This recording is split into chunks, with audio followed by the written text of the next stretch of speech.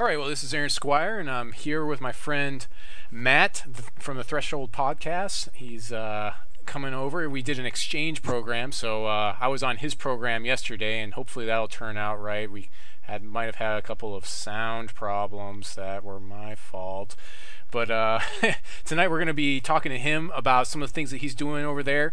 We're also going to be going over Corey's blog and some patch notes.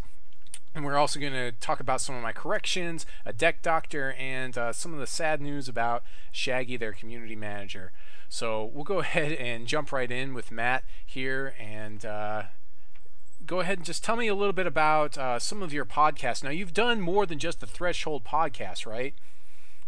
Yeah, I currently have a Once WoW podcast.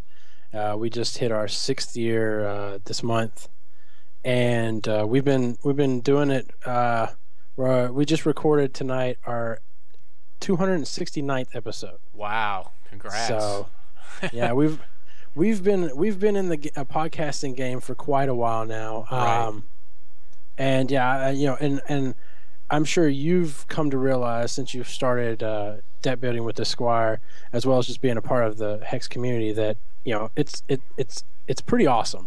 It is awesome. Like, to have followers and have people just tell you how much they appreciate what you're bringing to the community and everything like that. So yeah, it is.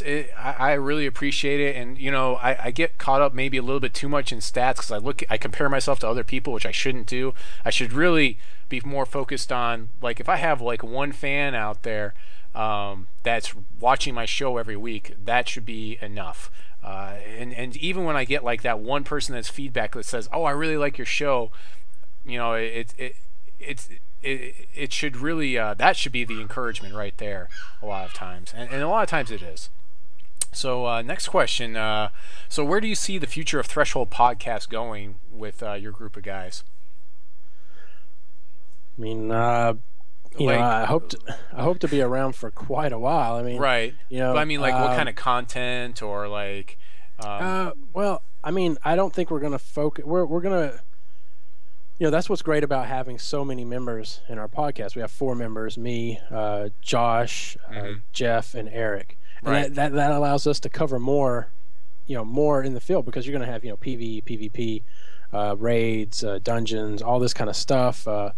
Sealed, limited, all these limited things that you're going to be constructed. So we're going to try to cover a lot of it, but probably not specifically. We'll just be broad.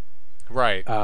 Your general news kind of like station, where we just talk about what's going on, what we're doing, what's happening on development side, maybe what's but we're not going to be that. You're going to probably want to go to Hex TCG Pro for more competitive coverage. Sure. We'll probably touch loosely on that, but we're just going to be your general podcast. It's going to be covering pretty much everything, but not anything all the time, specific. So. Right, and you guys are really entertaining as well, which is always a plus.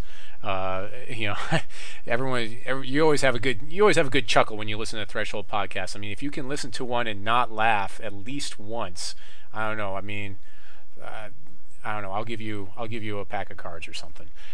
Well, that's what's great about having so many personalities on the show. Is like, it's I've always said it's good to have like 3 to 4 people on a show, because it has that camaraderie. Like friends just talking around a table, right?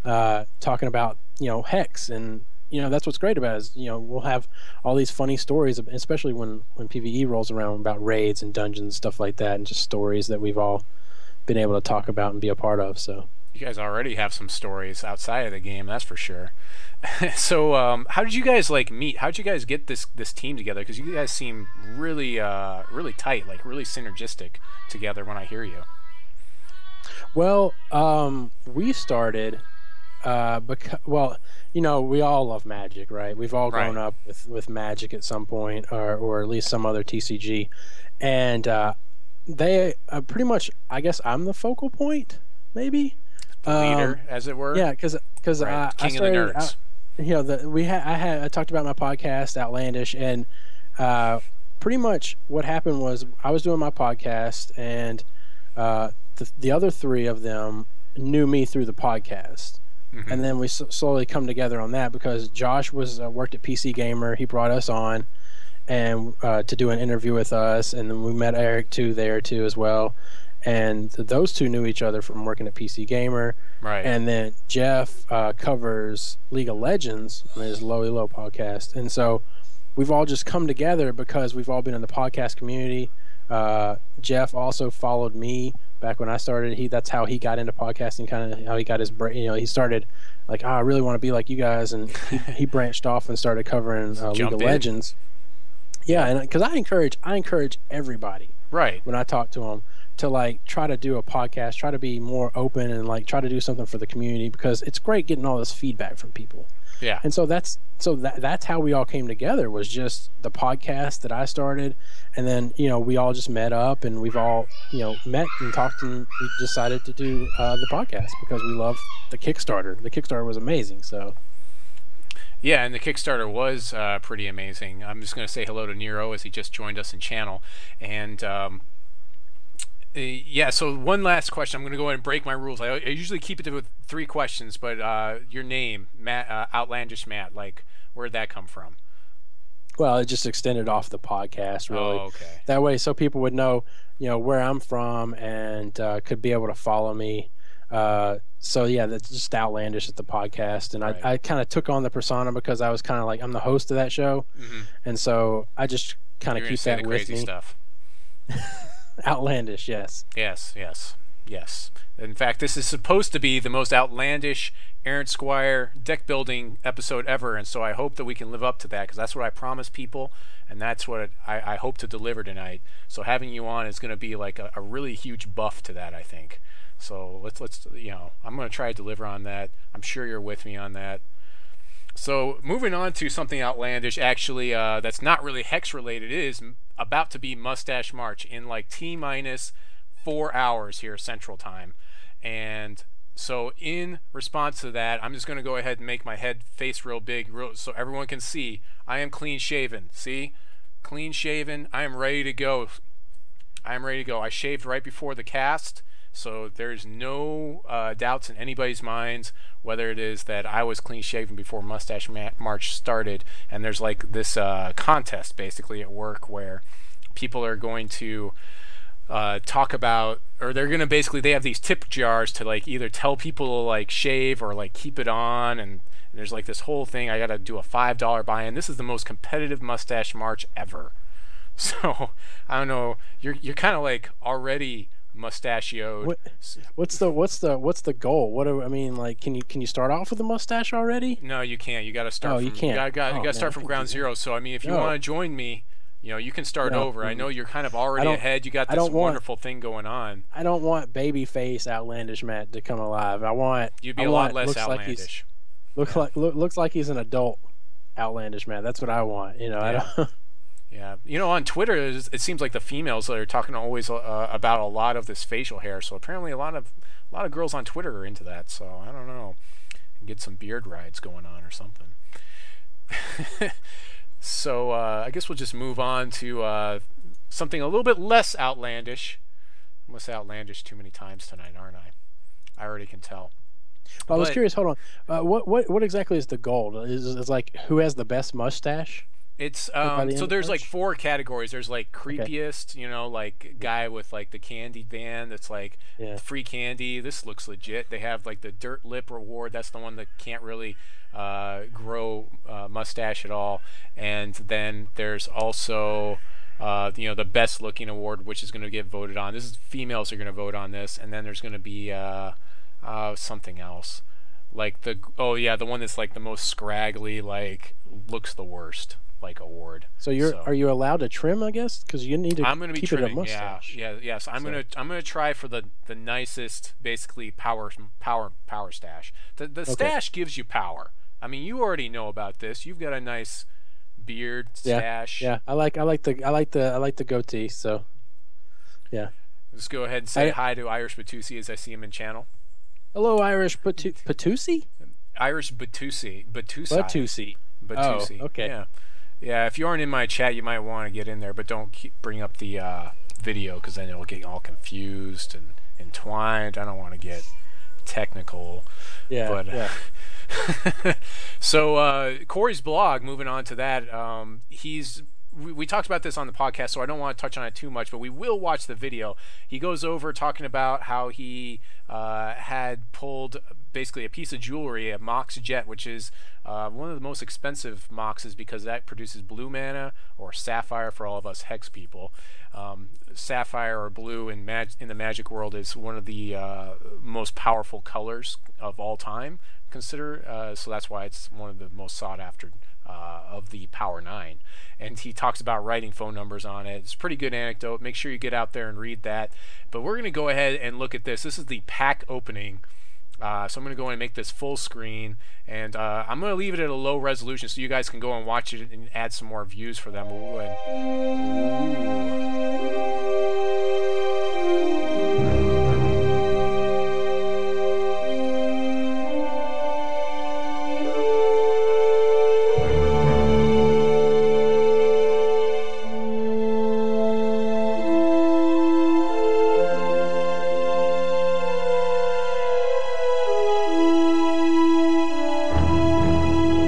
We'll go ahead and stop it right there, but you know, you guys get the point. Like, basically it's going to show you all of your cards except for your rare, and then make it like super I guess it's like a lot of build up, a lot of tension, but you don't have to do it that way. You can just open them all at once and you can skip the whole animation if you want to. So any thoughts beyond like what we talked about yesterday, Matt, or anything beyond that? Well, we didn't bring it up in yesterday's but first off, they show a picture of like an actual physical pack. Like, right. Have they made those up? Like, do you think quite possibly? I was thinking, like, I mean, did they have props, or did they? Are you talking about this, like, up here? Yeah, at the very top of the article. They can print these off. They can print off. They print real cards, according to John when he went and visited Cryptozoic, and they print off like 400, 600 cards, and they draft. They do real drafts. Okay. So I'm guessing they have machines that can do that. Okay, all right, that'd be cool. But also, have you heard about like the actual like have you been reading anything about like the Kismet? Yeah, like, well, you have her down here. Here she is, in all of her glory. She's one of the I guess like a goddess. Yeah. And she's going like a goddess of chance type of thing.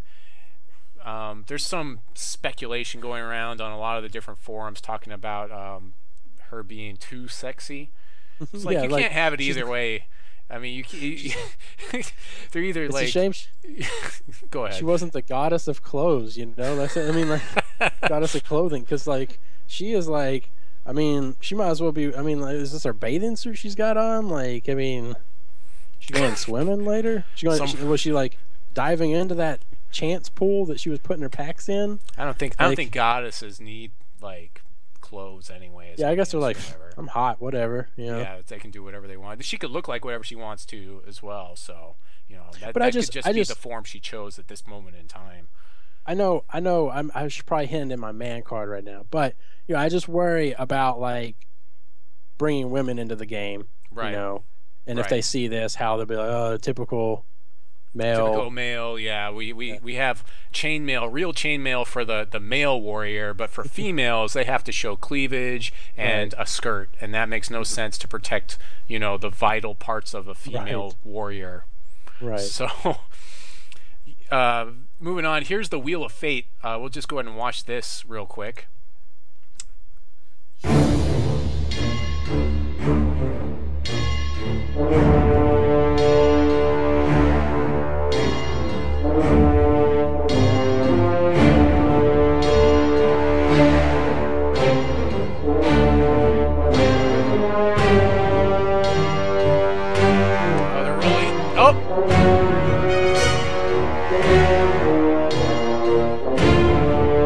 I'm not sure what 3 stars mean, but I'm sure it's pretty good. Well, according to that legend, it says if it's gold, you get like a gold item. I think which is I guess is going to be like the foil version of cards, if I'm not mistaken. Yeah, I mean it's hard to say exactly what these icons mean for sure. So I mean, I guess you got more chests here or something, or basically you're what going to the start free on a stuff is? level and it's going to upgrade to a certain point when you spend gold to spin this wheel, and you can only do it so many times before it is that like you basically are done spinning the wheel for that chest and you have to open it. The nice thing is you can save the chests for later. So we do have Mancubus. I'm not sure what that's in reference to. Well, some reference to Kismet, like Oh, okay. the ladies have Mancubus. That's we true. have Kismet. I guess. she's not a card yet, so all right. So moving on from Corey's blog, make sure to check it out. Make sure to support him. I haven't created my Tumblr yet, so shame on me. I need to create it so I can get out there and make sure I have him added to that. I probably won't be doing a Tumblr myself. I will just be supporting Corey's blog Tumblr. Here's an update. It talks about some of the same things, but at the very bottom of it here,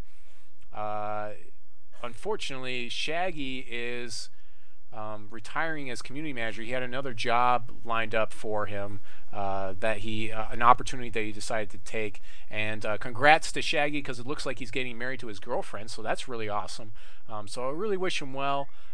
If you guys haven't been hearing from him, that's probably why, because he's in another transitional phase. It sounds like he's basically moved all the way to California just to move somewhere else now. So yeah, any thoughts on that? Hey, good luck to him. I mean, I hope it ends off being the right decision and everything. I know. I keep thinking about. I mean, what do you think about this spot opening up? So it probably pays better. It says for his family. So the community manager typically in all gaming industry is the lowest paying position that you can possibly land. It also has the least amount of education associated with it that you need. So as far as like, you don't need like a bachelor's degree. You basically need like maybe an associate's in communication to land it. Of course, if you had a bachelor's in communication, you're going to be set above, and of course that's all competition and this and that. But taking up any position in a company, I would think, would set you up to have movement within the company to go to other places, as long as you had the education to move into those places, or you start working with someone and they say, yes, this person is good enough to do card development or to do other things. I'm sure he was also lending a hand with those things as well, but probably for the cost and the cost of living in California, and he just, he's kind of like 3 years ago what I was, because like I didn't have any kids and I was just getting married, or maybe it was more like 5 years ago. Man, it's been a long time. So you got to think about those things, and so I understand. I mean, like you have all these listeners and watchers and stuff. I mean, this is a great opportunity, right, for them to step up and try to be an important role, right, in the community. So I think it's a great opportunity. I mean, like if you missed it, or you just now found out about Hex, this is a great opportunity to throw your hat into it. Is that right? Is that the correct? Throw your hat into the circle, ring? Something like that. Throw your hat into the ring. Yeah, something like that. I'll go with that. So I mean, I know I would like to do it, but then I think of like the cost of living and all that. I'm 33. I have a nice job. I've been working at a place for 9 years, so I'm like, and I bought a house last year, so I can't like just pick up and go out to California. I wish I was 20 something, and I could just like just move out there and compete for that job, because you gotta imagine working at Cryptozoic is amazing. Well, but it's also grueling, because there aren't really probably work hours. It's probably like show up and work, and then like right now especially, it's probably like 10-hour days, I would expect. Well, yeah, but we're talking about community manager. I mean, it's not going to be as hard as like. Well, he's doing other things. I expect that he's doing a lot more than just community management. So Jay Crawl's asking if I'm able to log in. I haven't tried yet, but I did fully patch my client. And in fact, that's a good segue to talk about the patch breakdown here. So some of the specific things I noticed with the patch this week is that, I'm going to go ahead and zoom into it a little bit. We had deck sleeves were added. That's an exciting one. So now you have a choice of some of the different deck sleeves, and they show those down below. We'll scroll down to those in a couple of minutes. Tournament stability is supposed to be a little bit better now, or better now. They fixed Inquisitor, but that wasn't Zintas Inquisitor wasn't the only thing that was broken. Basically, anything that modified costs was basically broken. That's probably just the one that they highlighted because it was highlighted in the tournament last week as a banned card for that reason. And what else? They have some new cards, of course, and then the new socket animations. So, is there anything that stands out to you here, Matt, that you want to point out as far as the features or anything? Well, the socketable cards now have a visual effect. I mean, that's if you look at the very bottom of the patch breakdown, they have apparently it's got some rune-like writing on the side, and apparently it's going to illuminate the field whenever when it's on the play field. So I think that'll be pretty cool, especially with everybody running Zintas Inquisitor. So that and Dreamer. I think you're gonna. I'm curious to what it looks like in game, but from what they show, it looks like it could be pretty cool. Yeah, Nero's saying he drops. The stream went down, so it should be back up now. I dropped some packets for some reason. I'm not sure why. Actually, you know what? I know exactly why. There you go. I had Steam up. Oh, I hope I'm not dropping the call. Did I drop the call? No, I'm here. Oh, you're here. You're just not. Oh, there's no video. Oh, no, there's the video. I'm not sure what just happened here. Okay, so J. Crawl is talking about trying to join us, but I don't have the full version of Skype, so I don't think I can get him in here unless he has it. I think that's why I'm going over to him. Yeah, he doesn't pay for it either. So, we'll go ahead and move on with these patch notes. So here's the Bird of Plenty. I'll go ahead and make this a little bit smaller. That's kind of a pretty big bird. It kind of reminds me of old Toucan Sam Birds of Paradise. The picture there. Love that version of Birds of Paradise, actually. So this is reminiscent of a really expensive Birds of Paradise, except it doesn't do anything close to the same stuff. And it's blue. Or sapphire. So we talked about this last night. It's going to be really difficult to play competitively, but it'll be a good one to have because it does block things. And I have to go ahead and talk about a mistake that I made, and I had to look this up. If you deal crush damage to this bird, you actually have the choice of, once you've dealt lethal damage to it, dealing the extra damage to your opponent, or you can keep dealing damage to the bird. So that is actually the how it is played as far as crush damage to something that's like this. Typically, you're going to put it on the player. So, and that's according to Magic. That's according to Magic rules, yeah, because it's lethal damage. Once you've done lethal damage, you can basically, the crush damage can go over. So anything interesting to talk about with this, Matt, you think? Or I think we hit on most of the points last night. Yeah. Yeah. So we'll go ahead and move on to Tekla Orc Gladiator. More removal with a Ruby card. It's double thresholds of 4/4. It becomes a 5/5. Here, I'll show you the 5/5. It becomes this High Cleric. They're saying this isn't working exactly right because, like, if you use Life Siphon, it's not dealing the double damage like it's supposed to.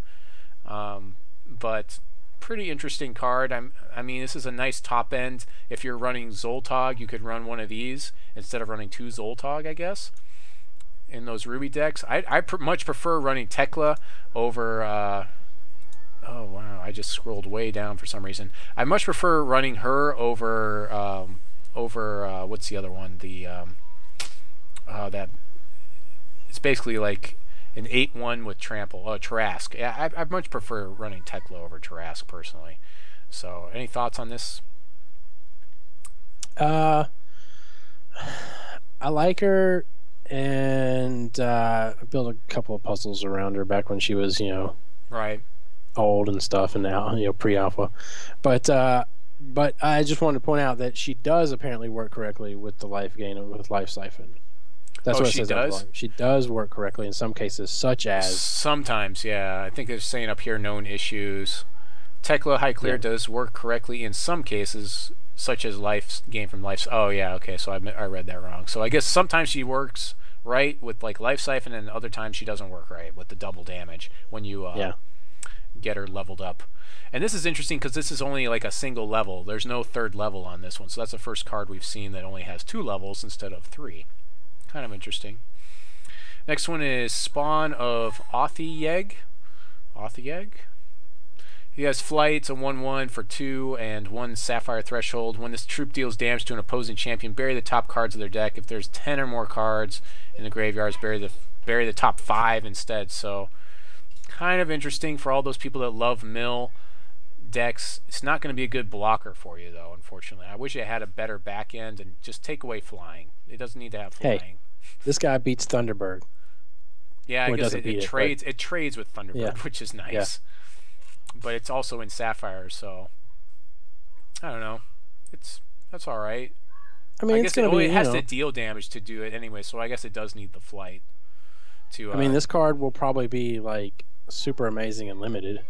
Oh yeah, sure, yeah, with only the 40 or 41 cards that someone's running, yeah, for sure, because they only have to mill 33 cards, plus they're going to draw a couple times, so really like 25-ish cards you're going to have to mill.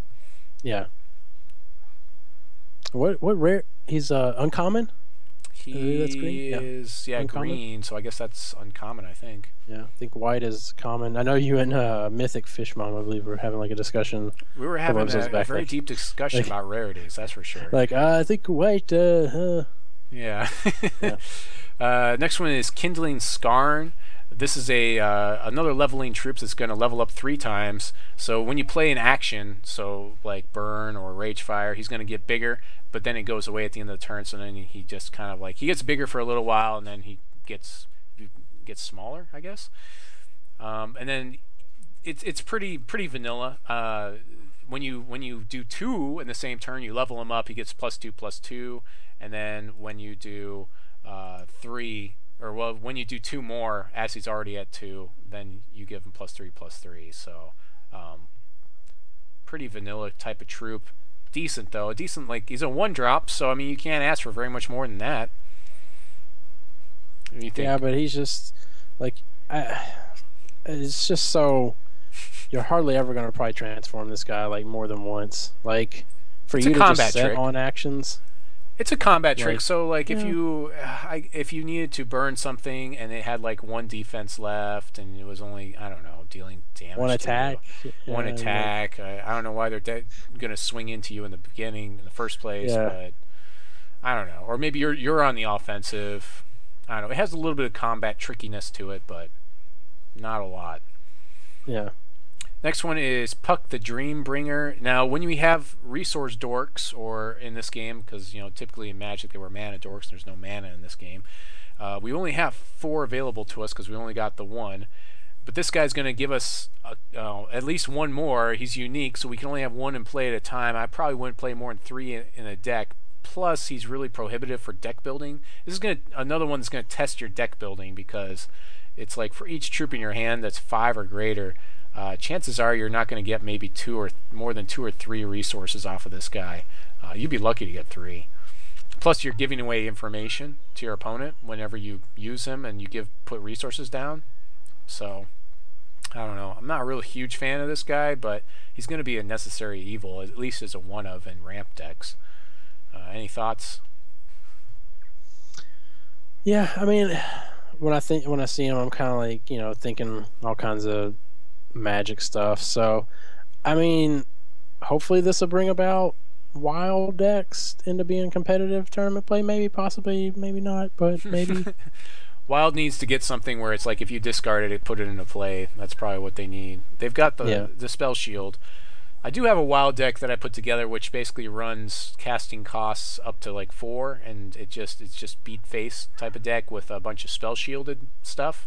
And that one's kind of interesting. I was thinking about playing it in this last tournament. I might play it in the next one because it's a little bit quicker. Here's some of the deck backs that you've got for the game that you'll be able to put on your cards and show off to everyone. I'm not sure which tiers these go with right now offhand, but it's good. It's neat that they have this stuff in place. It shows that they're definitely getting really close to moving into this closed beta for sure. I don't think any of these are going to go with any of the tiers. I think they're just randomly made. Selected, yeah. Just to test it. Yeah, I think, or these might end up being like probably maybe treasure chest stuff we'll maybe see. I'm trying to remember. I have it in front of me from Gen Con. There's one of them that's like deck sleeves. Well, I Yeah, think the Gen that, Con one I think that's is this one. Jadiim. Oh, it's Jadiim. Yeah, Gen Con is Jadiim. She's pretty but hot for a dragon. I mean, when you go, if you look in the download files, I think they're just named like Xena or something. They're named accordingly, I think, based on the character or the card that they are. So, right. You can look at I look at these and I know they're none of the ones that we featured last week in episode 28. So I think my favorite one is the one that's the time walk or whatever one, the time Mastery of Time. Mastery of Time one. I think that's my favorite, followed by the this guy, whatever his name is. The guy, this Ascendant guy, which Ascendant, one? Ascendant, yeah, Ascendant, yeah. That's my favorite. I like the shin hair all surrounded by the one guy. The shin hair trampling that one guy. Yeah, I think is that Onslaught? I think that's Onslaught. That's Onslaught, yeah. One last thing, Eldritch Dreamer, they're showing this because of the gem. You'll notice it's got a little bit of smoke coming off of it, so we're going to get some animations there. Another thing that we can do in a digital space that you can't do otherwise. You need to sit in a lap? Yes. Okay. Say hi. You say hi. Say hi. Hi. All right. Hi. Okay, yeah, he said hi. You can't hear him because you don't have headphones. Okay, so we're running a little bit slow, so I'm just going to go over real quick some of the corrections I have. Here's the Curse of Oblivion. I've been talking about it. Basically what was happening is someone during this thing, basically, they countered my spell and then they cast Curse of Oblivion. Or no, wait, they cast Curse of Oblivion and then they countered my spell. And I was like, well, because the counter spell is going to get resolved first, the curse should not be able to target it because it's an illegal target at that point because it gets removed from the stack. So that shouldn't have worked. And then he basically said that if they would have allowed their Curse of Oblivion to resolve first and then countered it with the counter spell, then it would have worked, which is true. Very, very true. So that's another technical thing. Like when you're looking at your spells, when you let them resolve, you got to think about that. So just something good to think about. Moving on to another post.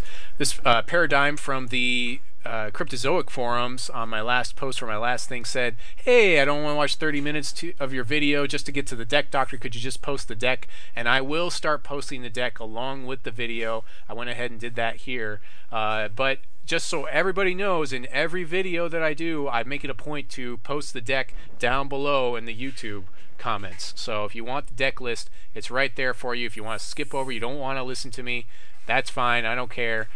But if you want, and you're just coming to see the deck list, it's down below every time. And also, good thing. Are you pointing right now? I'm pointing down. I'm pointing down. Yeah, I hope you're pointing down. It's down there. Yes, down. Yes. Yeah. Help. Point. Yes. There. It's down there. So also, but more than that, if you're going to do anything, every time I have a guest on, make sure to check out their content. I'm going to post Thresholds, the Threshold podcast stuff on there, and so make sure to check out their stuff more than the deck list if you are looking at those comments, and that's where I make it a point to post all that stuff. So actually, we're going to try to do a two-for tonight. We've got 24 minutes left in this show to do this. So the first thing I'm going to show you is a quick Chimes deck, which I just threw together, and then we're going to make a Reginald Lancashire, because I got challenged because we wanted to make this the most outlandish deck building episode ever. So first thing, we're going to go to the deck that I created. You want to get down? Okay, get down. Arrgh. So this deck's going to be very reminiscent of like a Tron-ish type of deck, and it runs one Chimes in here. Listening to last week's podcast with John, they talked about how Chimes is probably one of those cards that you'll one of in your deck, and when you play it, it's kind of like, great, I played it, and now things get a lot worse, but you're probably not going to play a whole deck around it. So I couldn't feasibly put more than one in this deck. If you were going to play a deck with more than one, you'd probably play Dwarves, I would say. So I just put the one Chimes in here. We've got the single Howling Brave because it's clunky with Heat Wave. The Heat Wave kills our Howling Brave, but it does give me access to a turn 2 Chlorophyllia. So that's why we still run it in there. We're running a 4 of Heat Wave to clear the way. And interestingly enough, if we have Chimes in play, it's going to kill all of our Crash beasts, and of course it's going to kill Howling Brave, but it doesn't kill Fist, it doesn't kill Jadiim, and it doesn't kill Wrathwood Colossus, and it doesn't kill Argus. So we can play all of those in here, which is why they're in here. Those are the big cards that we're going to ramp into. Beyond that, we've got Burn and Ragefire. Ragefire is a little bit clunky with Crash the Beast because we're going to shuffle it in, and now it's competing for me to draw it. So you might, if you decided to try a deck like this, you might choose one or the other. But those are both in there because they work with Chimes really well. One of the big things with Chimes is, like, if you're playing with it, it's really hard to play with a lot of spells because the game's very troop heavy right now. Other cards we've got in the deck, we've got Bottled Vitae, we've got a play set of those, and we have Adaptable Infusion device to make sure we get our thresholds properly. Of course, Matt knows all about threshold, don't you? Bad. Just bad. I know. I have to, though. I have to be bad. So the whole world has to answer right now, just to tell you once again who's bad. All right, so the bottles are in there to cantrip us through the deck, a lot like what you see when you're playing like Tron in Modern right now. We got the secret lab in case it is that we get to a point where it is that we keep top decking resources. We got the single burn to the ground if we have tons of resources in play, because we could end up like double chlorophyllia. We could basically have a lot of resources in play and just burn our opponent's face. But don't be afraid. If you need to use burn to the ground to get rid of a threat on your opponent's side of the board, don't be afraid to use it for that. Beyond that, we've got Argus because he removes stuff and he's crazy good. I did originally have 4 Fist of Briggadon because it was really hard to remove and really hard to deal with, and I would still play test that, but Jadiim is cheaper and easier to play, and you've got a lot of stuff that you're going to be playing to, especially Jadiim. When you've got Chimes in play, you're going to play your spell twice, and I do believe that should buff Jadiim twice. The only problem is Jadiim is a little bit more removable than the other troops in the deck. Another thing I thought about with the deck is I've got 17 wild shards and 3 ruby. I went down to 2 ruby. I mean, you could go down to 2. I think that you would be just fine because you've got Adaptable Infusion device and you've got the 4 Shards of Fate. So any thoughts on this deck? I just kind of wanted to touch on this, see what people thought about it before we actually did the deck doctor for something from scratch. Any thoughts on this deck, Matt? Well, the one Howling Brave, like you're playing one of for the Howling Brave, so you can possibly get turn 2. It's possible, but I mean it's just one more little ramp card in there. And so if you remember, this kind of harkens back to an old deck that was it ran like 1 Bird of Paradise. That was the ramp deck quite a while back. It ran Primeval Titan, and what else did it run in there? It ran that land that basically you could pay red and green and X and give something plus X, or no, it's plus X and O and trample. So it kind of harkens back to that idea. Plus we're running a lot of 1-drops in here anyways. So our 1-drops, we do have things to do on turn 1. We've got 4 bottles, the Howling Brave, or Infusion device. Valakut, yeah. Well, Valakut is way back. I'm talking about more recently. Yeah, Valakut's if you play a 5th mountain. Right, yeah. Valakut it's every mountain after the 5th you deal 3 damage. Yeah. So you would play with Prime Time. But there's better ways to do it in Modern with like Scape Shift. Yeah. So that's that deck. So I will be posting this deck along with the deck we're about to doctor. So here we go. Let's do this up. Reginald Lancashire. So first of all, let's just look at this card. It says it's a 3-drop. It's not too hard to cast. It's got the 1 ruby threshold. When Reginald deals damage to an opposing champion, shuffle him into their deck. He gains permanent when Reginald enters your hand or graveyard. He destroys you. Then each champion draws 3 cards. So very interesting deck. I guess is this a PvE card or is this a PvE? I think this might be a PvE card. It's both, I think. Or maybe it's PvP. No, it is PvP. Wow. Yeah. So this is a very interesting like combo-y type of card. The nice thing about this is I can run 4 of these with confidence because as long as I get the damage through, he's off the board anyways. So let's go ahead and play 4 of him starting this whole thing out. Now And he's not been released yet. Look, if you want, if you want to scrap it because he hasn't been released, that's fine. Oh no, we're doing this. We're making this the most outlandish. I just think he's a really good card. I mean, and a lot of people are like, he should be worded different. Like, he seems too strong because, like, he pretty much just wins you the game if he ever gets drawn. But I mean, I think like, we featured him on our site, and I thought he was just like an amazing, like, because there's so much you can do with it. Like, right. And I gave the story of, like, Princess Bride. Like, he's the guy in there is, like, right. Prepare to die. So right, he's very much. I am Inigo Montoya. You killed my father. Prepared to die. So we can definitely play 4 of him in here, and I can set this back. So we have to choose our other color if we're going to go into another one. Let's just start off with Ruby first, and I'm already thinking that what we're going to want here is the card that says draw 3, discard 3. Both players do that. We're definitely going to want a play set of those in here. And I have to find it. Just have to find it. Now, we might play... Okay, go ahead. I debate on whether or not you want to make this a Sapphire deck, or you want to make this a Blood deck. Because with Sapphire, you got Chronic Madness, that gets you to it. Right. You also, you have more draw for yourself to get to your stuff that you want to get. You have, like, Time Ripple for removal to get stuff out of the way. It's very, I don't really know which way you want to approach it. I mean, Blood he would combo well, with removal. Also, we basically just need to hold out until our opponent draws him, I mean, I think that's, like, the big thing looking at the card. So forcing our opponent to draw him is always a good thing. So we can draw lots of cards in here, for sure. I'm just looking for that card where it's discard 3, draw 3. Where is it? I think it's... I'm trying to remember what the name of it is. I hardly ever see it get Chaos? Played. Chaos something? Something Chaos? I guess I'll try that. Let's see if it comes up if I type in Chaos.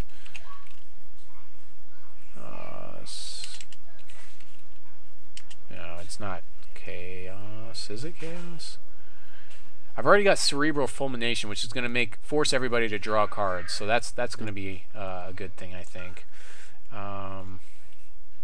Let's see. Now, you want to put in the Sadistic guy then, maybe? Like a 1 or 2 of? Crazed Rummaging. Nero says Crazed Rummaging. Yeah, that's what I want. Crazed Rummaging. Yeah. Definitely want a playset of that. Yes. This card is going to force everybody to draw cards and then discard cards. And then as soon as they draw them, they lose. So, awesome. It only costs 1, too. So we've got those couple of things. This is kind of basically a combo deck so far is what it's looking like. Let's see here. Throw me 1 chime in there. Yeah, all right. That can happen. We'll make that happen. We'll get that 1 chime in there. Well, if we're gonna do that, then we might as well go back into whatever it is, like some sort of ramp. Chimes. All right. Well, I just like the idea of making somebody draw 3, discard 3 random, and then also do it again. Do it again. Yeah, that's pretty mean. And then we're gonna also be playing, probably Burn. Probably want the Heat Wave. We definitely want the Heat Wave in here. Yeah, because Heat Wave isn't gonna hit him. I mean, he's got 3 toughness, right? So yeah, it's not gonna hit him. He'll still be able to block for us if we need it. Yeah. Another one we could run in here is Cabalist. Cabalist is an amazing blocker and attacker, especially when it is that we're drawing cards and our opponent has lots of cards in hand. This card doesn't see a lot of play in competitive matches, but I have seen it in matches. Which one is this? So it's Cabalist. Fiendish Cabalist is 3 and 2 red, or 2 ruby. Troop gets +1/+1 for each card in your opposing champion's hand. And surprisingly, he doesn't see that much play. I've seen him be a 7/8 before. Is he like so he's a 0/1 maybe? He's an 0/1, yeah. Okay. I'm going to consider him right now. But I'm surprised I don't see too many people play him that much. Crimson Clarity, probably don't necessarily need that. I guess we could just run lots of cantrips. What else could we do in here? Now we're going for the blood, right? We are right now. We're in blood mostly, yeah. So I think we're So going to end up picking up like the typical stuff. We just got Tekla, but we probably won't run that. We'll probably run the Ragefire as long as if we're running whatever it's called, Chimes, and we gotta run Ragefire. That's like 2 peas in a pod right there. Lord Alexander, might as well run one of him, and like what do you call it? Let's just run like as many different combos that don't make sense together. Let's see, where's the other one? Plan C with Lord Alexander combo. I never liked Plan C. I just don't. I don't like putting my eggs in that basket. It's dangerous. Yeah. Especially with Extinction and what are they 3/3s? Actually, bots? The bots are 3/3s. Yeah, and they're robots. You know what we probably need is Gladiator in here because that forces our opponent not to be able to block. So we really need to get Lancashire through, right? Deals damage. So yeah, actually we're gonna need to run. Gladiator.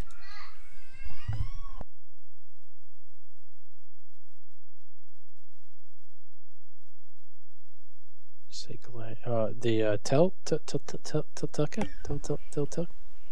You want to run Teltuka? Is that the one you're talking about? I'm talking about Veteran Gladiator, because it. Okay. Our opponent can't so block. Can't unblock. Can't block. You choose a troop and it can't block this turn. So. Yeah. So that's 31 cards. It's quite a lot. We actually don't even have really like room for anything else. So have you already put the standard? For another shard. So what are you running? Extinctions? No, we're running Heatwave. Okay. So are you running murders? Well, I'm not in any other shards right now. Oh, you haven't even got into any other shards. No, we've got 31 cards and I haven't gotten any other shards. So. Oh well, somebody mentioned. What do you have socket major that you could put the prime Ruby of Destruction or whatever? Which the one that draws and discards cards. Yeah, that's a good idea. I don't know if we have anything in Ruby with major sockets. You got that health, the two-headed dog, or I think, right? It's like cost 6, I think. That's really expensive. 4 for 6. Yeah, well, I'm just saying that's a socket major. I'm just telling you what's a socket major in red. Yeah, we're gonna end up going into blood now. I mean, at that point, we might as well just go into blood just to pick up Inquisitor for the socket major.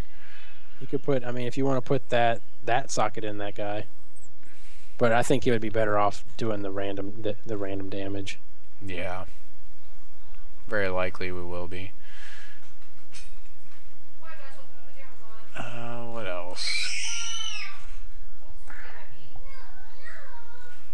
Never want to put on pajamas, that's for sure.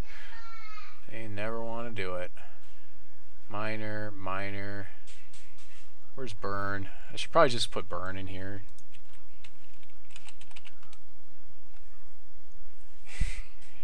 Well, for now it has 0 socketable major cards. Apparently. Oh, well that's unfortunate. But, you know, there'll be more expansions. We'll get one eventually. Oops, I changed that. I didn't want to do that. This is socketable. I don't believe that crap. I thought he was a socketable major. For 6? For 6, he better be socket major. Wow, that's pretty sad. It's really sad. Oh, wow. Is there an artifact I can socket a major in? No? Okay. Gotta go into another deal damage to either smart artifacts. Probably not. We'll probably end up going Polka.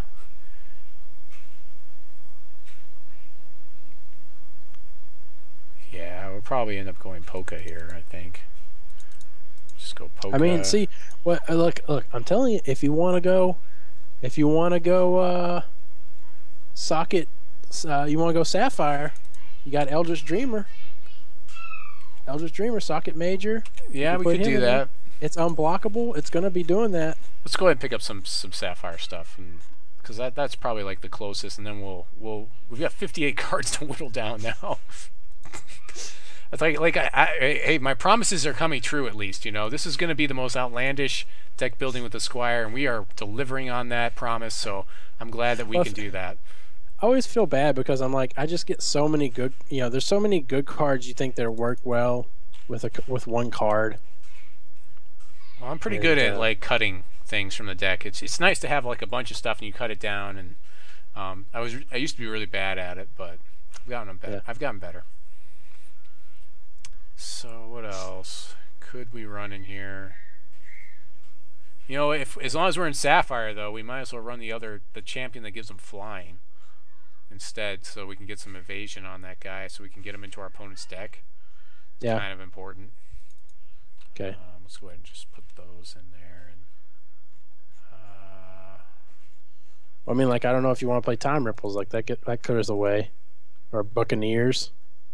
You know, you have so much. Well, now that we're in Sapphire, we'll probably get rid of the Gladiators.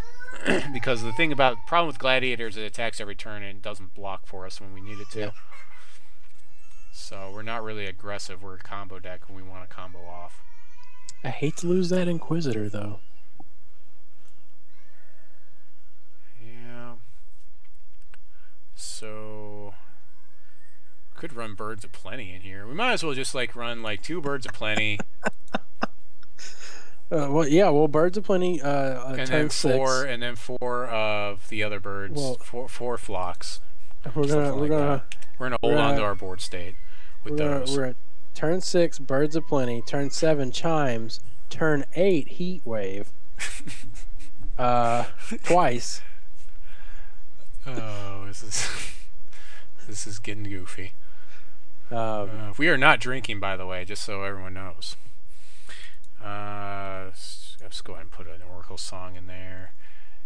I guess we could put in the 1 Chronic Madness, so it doesn't affect board state. Might as well run Archmage in there too. It's good times. Good times. Good times had by all. Ooh, Peak. That's my favorite. Yeah. Well, we can't peek our opponent. This might not actually make the deck. Well, you could put Oracle Song in there. Oracle Song is in there. I'm not sure what the ratio is going to be, so we're going to do a lot of cutting here to try to do something that's going to be at least feasible. Oh boy. So we need to get rid of our champion. We'll just throw her in the garbage can. That's where you go. That's where you deserve. Polka, the Conflagrator. Are we going to play we're going to play Flying Feather. Guy? Yeah, we're going to play Feather. Feather drifting downriver to give our guys evasion. Oh boy. So that's shaping up nicely. This is going to be well, at least it's got a curve. Look at that curve. You know, we have 83 cards, so I mean we'll just oh boy. We'll just have to play this in one of those special, like, Commander or something. I don't know, like... where everything becomes a one-of. Okay, so we're definitely keeping Reginald, because that's the whole point of the deck.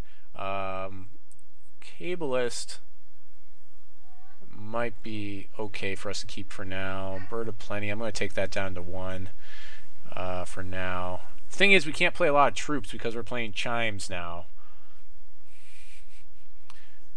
Is that right? What happens if you double Plan C? I bet you crash the client, and not only that, I bet you crash everyone else's games too.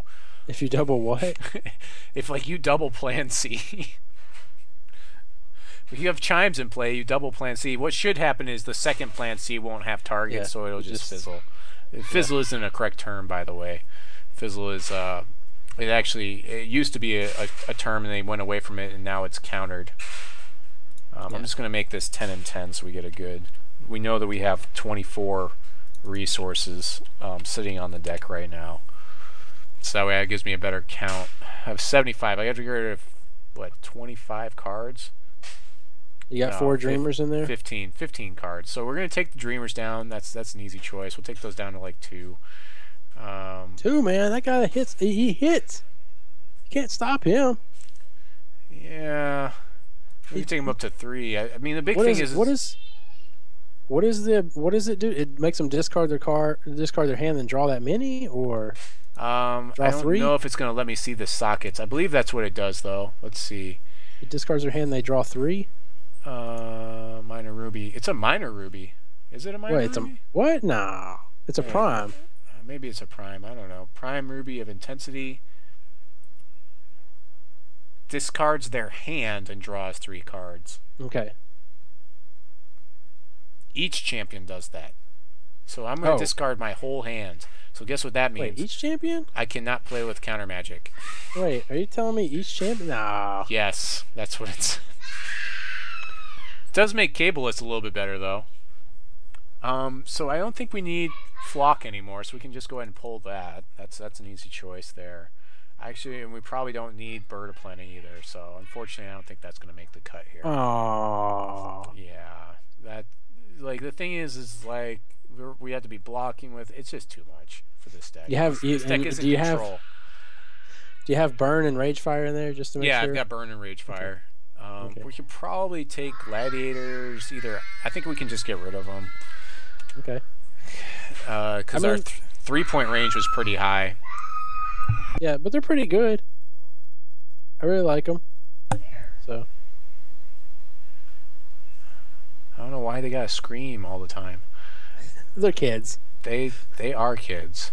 I mean, that's the thing. Like, they do their when you don't want them to. When that's the thing. When you want them to talk to people, they don't want to talk. Yeah. But when you don't want them to talk, they just want to talk your head off. So. Yeah. Suppressive Fire. I think that we've handled Suppressive Fire. We've got Feather drifting downriver, so I think that we can take it down to 1 safely. Maybe get rid of it. Oracle Song is probably better in this deck than Peak, which is really odd to me, because we can target our opponent with it and make them try to draw to. Yeah, when you get Reginald. drop that Chimes out. Get that Chimes. Right. Make them draw 4. They could draw 4. So the other thing that's interesting here is if we swing with Eldritch Dreamer after we make them draw cards, they discard those cards and draw more cards. Really clunky, but I mean it's still something to think about, I guess.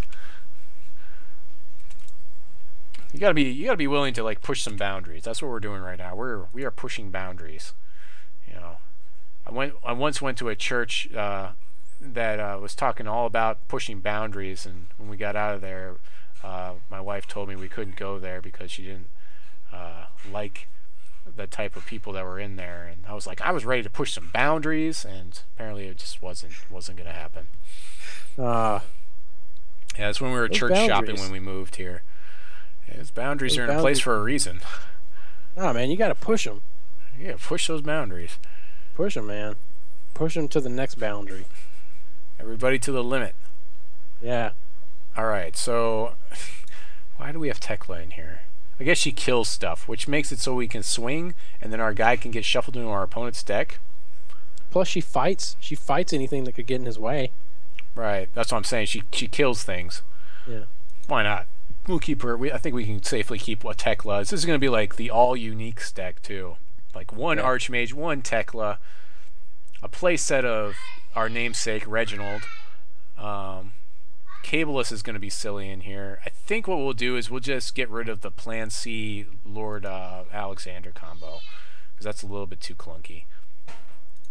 And we're actually below our card limit. What are we at right now? We're at, I thought we were at 59 there, but apparently we're at 61. Oh. Chimes. Chimes is good. How are we getting there? This is at least it's only 1 card in the deck, so yeah, that's what I'm saying. You wait. So if you want to play this deck, just take Chimes out. Like, that's really no. Play a 61 card deck; they'll never see it coming. When it comes down to if who we get draws rid of the Chimes, last you could card, also get rid of Chronic Madness, which is also a dead card. If you want this deck to be somewhat competitive, that's what you'll do. Are you just playing one Chaotic Madness? Chronic Madness? Yeah, just the one. We've Well, got take that Ragefire. out. Yeah, just take that out. Take out the Chronic Madness? Yeah. Why are you playing a one of for escalation? Nah, man, just take that out. Yeah. Yeah, we should probably just... Yeah, we got other things. We can do it with other stuff. Yeah. Okay, this deck's gonna be silly. This deck's solid. I don't even know what it looks like right now. I can't even see it. We got 24 resources. I need to do the resource count here, and I think we're actually pretty even on the amount of ruby icons to sapphire icons, which is kind of silly. Wait, did you catch the archmages? How many were you? I think we've you got said one archmage Renlock. Man, you were all about the one-ofs, aren't you? Well, it depends. Well, the thing is, the problem with uniques is I don't like playing more than 3. So, yeah. The other thing is we have Chimes, and so, I mean, we can't play a lot of troops. What is Reginald? Reginald kills troops in their deck, right? Like he keeps working his way up, if I'm not mistaken. What does he do? Like, shuffle him in your deck. He gains permanent when Reginald enters your hand in the graveyard. He destroys you. Then each champion draws 3 cards. Oh, okay. No, he just. No, wait. It's the equipment. He just destroys your opponent. When Reginald is in an opposing champion's deck at the start of that champion's turn, destroy the nearest troop above him. Yeah, that's that's pretty awesome.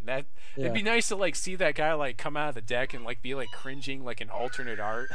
Yeah, well, I was making a joke about like hopefully in the game it'll make like a yeah or something, you know, some kind of sound effect every turn.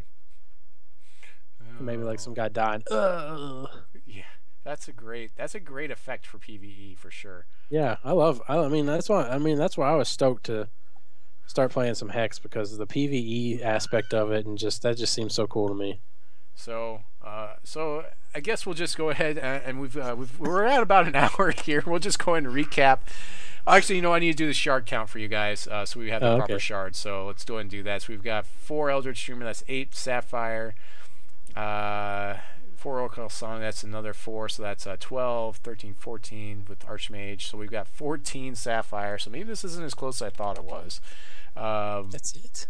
That's 14 Sapphire. Just 14 Sapphire? And then on the Ruby side, we've got the 4 Heat Wave, that's 4. The Kabbalist is another 2 for each, so that's 8, so that's 12. The Reginald is another 4, so that's 16. Fulmination is another double, so that's 20, 24. Suppressive Fire is 25. Tekla, or Tetalica? It's like Metallica's girlfriend. Tataka? Yeah. Tetalica. You know, Metallica's girlfriend. Okay. 26, 27, 30, 31, 35, 36, 37, 38, 39. So we got 30. So a little bit lopsided. How many Oracle songs are you playing? 3 or something, or 4? Play a set of Oracle song, but it's only 1 threshold. Yeah. So we've got whatever 39. So that's really lopsided. So we would probably go back and actually cut some of these Ruby cards to even this out a little bit more, especially the double threshold. So we're almost like just splashing the Sapphire. You could also consider running Adaptable Infusion device in here to help you draw cards and pan out your deck a little bit.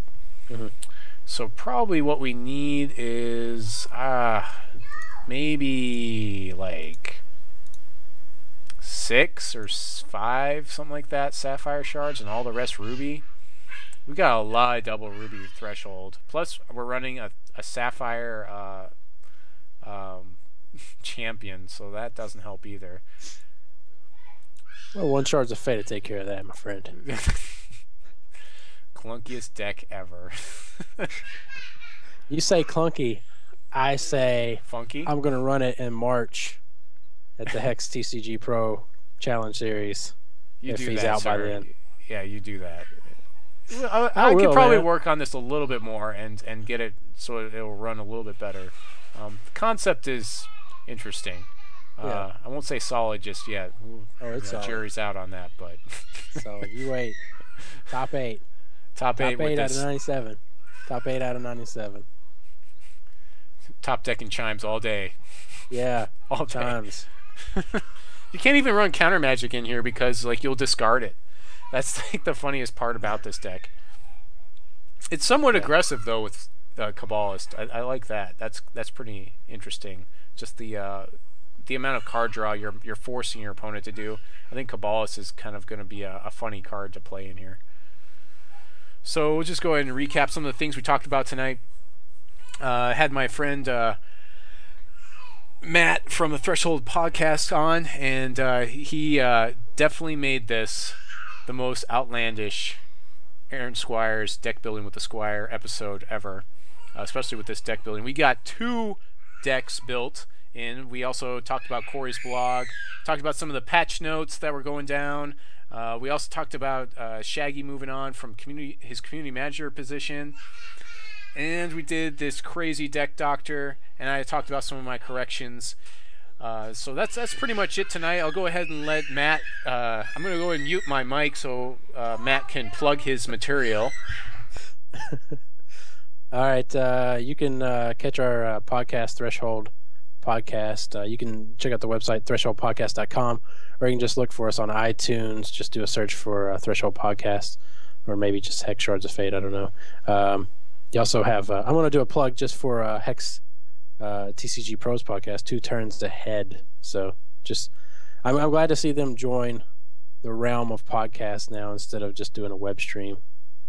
So that's all I got.